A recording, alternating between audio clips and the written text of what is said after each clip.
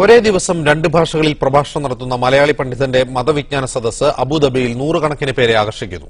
മലപ്പുറം മമ്പാട് സ്വദേശിയായ സിംസാറുൽ ഹഖ് ഹുദവി ഇന്ന് ഗൾഫിൽ വിവിധ രാജ്യക്കാരുടെ പ്രിയപ്പെട്ട പ്രഭാഷകനാണ്.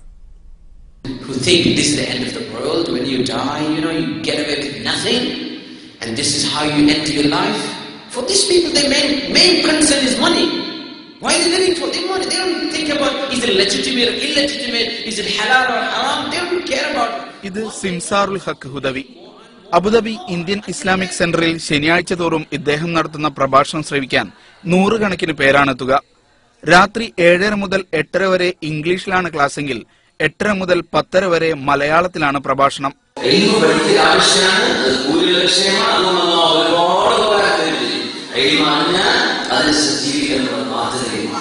ഇംഗ്ലീഷ് ക്ലാസ് ശ്രവിക്കാൻ അറബ് വംശജർ ഉൾപ്പെടെയുള്ളവർ എത്തും.